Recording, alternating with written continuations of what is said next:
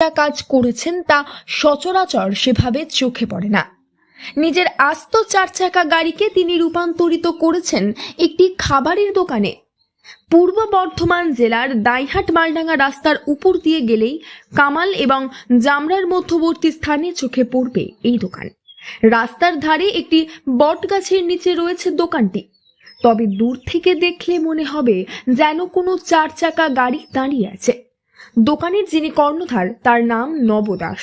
জানা গিয়েছে নব দাসের বাড়ি জামরা গ্রামে। যে 4 চাকা গাড়িটিকে তিনি দোকানে রূপান্তরিত করেছেন সেই গাড়িটি তার একদম নিজস্ব। এই গাড়িতে চেপেই বহু জায়গায় গিয়েছেন তিনি। গাড়িতে বসিয়ে বিভিন্ন জায়গায় নিয়ে গিয়েছেন বহু মানুষকে। তবে বর্তমানে এখনো গাড়িটি সচল রয়েছে, কিন্তু এখন গাড়ি হয়ে উঠেছে আস্ত একটা দোকান। আর তিনি এখানে ওখানে যাওয়ার জন্য এই গাড়িটিকে ব্যবহার করেন না, আর এখন শুধুমাত্র দোকান হিসেবে ব্যবহৃত হয় এই গাড়িটি। তবে ছিল গাড়ি, হয়ে গেল দোকান। জানেন কি কারণ রয়েছে এর পিছনে? কি কারণে লক্ষাধিক টাকার গাড়িকে তিনি দোকানে রূপান্তরিত করেছেন?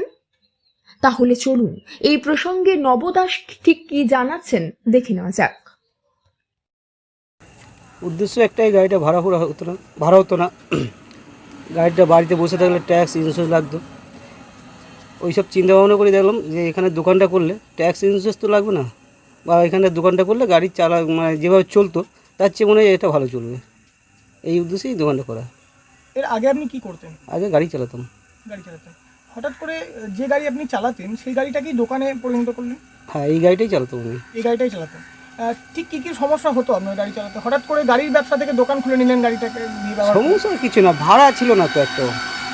বসে বসে বা কতদিন বসে থাকবো বাড়িতে গাড়িটা নিয়ে? একটাও ভাড়া হতো না। এবার ভাড়া না হওয়ার জন্য গাড়িটা বসে থাকবে, মার খাচ্ছে। ওই জন্য দেখলাম, চিন্তা ভাবনা করলাম যে গাড়িটা কেটে কুটে নিয়ে এখানে একটা দোকান করে নিই। এটা আপনি কোথা থেকে করালেন এবং কি কত টাকা খরচ হলো? এটা আমি মালডাঙ্গা একটা গ্যারেজ থেকে করেছি।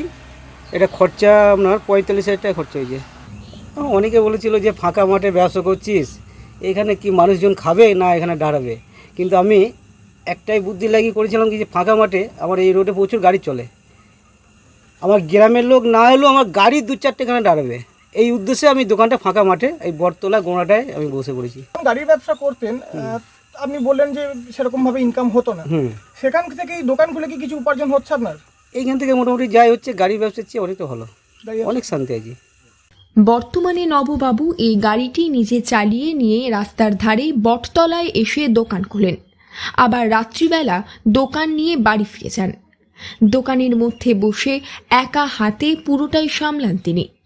তার দোকানে বর্তমানে পাওয়া যায় ঘুগনি মুড়ি, ডিম টোস্ট, ডিমের অমলেট, স্পেশাল দুধ চা সহ আরও বেশ কিছু আইটেম। প্রত্যেক দিন সকাল থেকে শুরু করে রাত্রি 9টা পর্যন্ত নববাবু তার দোকান খোলা রাখেন বলেও জানিয়েছেন।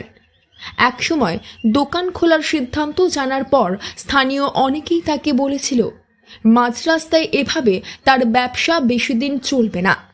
কিন্তু বর্তমানে ইতিমধ্যেই এই ধরনের আধুনিক এক দোকান দেখে পথ চলতি বহু মানুষ ভিড় জমাতে শুরু করেছেন নববাবুর চলন্ত দোকানে। পূর্ব বর্ধমান থেকে বনোয়ারিলাল চৌধুরীর রিপোর্ট, লোকাল 18 বাংলা।